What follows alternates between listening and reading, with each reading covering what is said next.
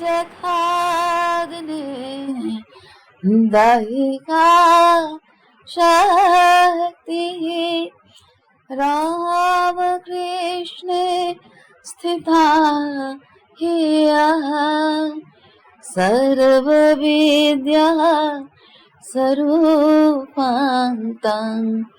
शारदा प्रणमाम्यहम्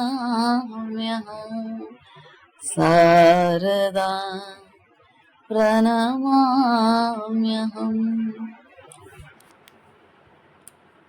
দেখো বন্ধুরা, অনেক ভেবে দেখলাম জীবনের দুঃখ, কষ্ট, যন্ত্রণা থেকে মুক্তির একমাত্র উপায় হলো ঠাকুর, মা, স্বামীজিকে ধরে চলা, তাদের ভাবে নিজেকে ভাবিত করা।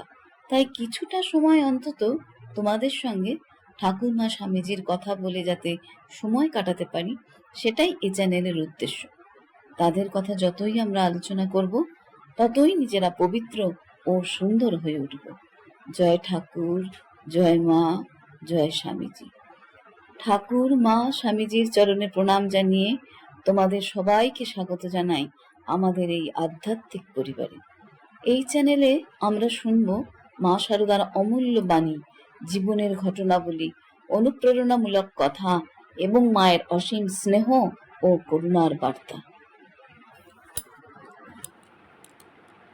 আজকে প্রথম দিনে বন্ধুরা তোমাদের সাথে ভাগ করে নিতে চাই মন ছুঁয়ে যাওয়া মায়ের একটি শিক্ষা।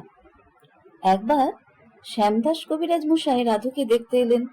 মা রাধুকে বলেন, কবিরাজ মশাইকে প্রণাম করো। তাতে সেখানে উপস্থিত কিছু মানুষ প্রশ্ন তোলেন, কবিরাজ মশাই তো ব্রাহ্মণ নন, তবে তিনি কেন রাধুকে প্রণাম করতে বলেন? মায়ের তাতে উত্তর ছিল সেদিন, তা করবে না? কত বড় বিজ্ঞ, ওরা ব্রাহ্মণ তুল্য, ওকে প্রণাম করবে না তো কাকে করবে?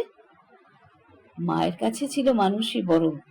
তিনি কখনো জাত ধর্মের প্রশ্ন এনে মানুষের মধ্যে বিভেদ করেননি।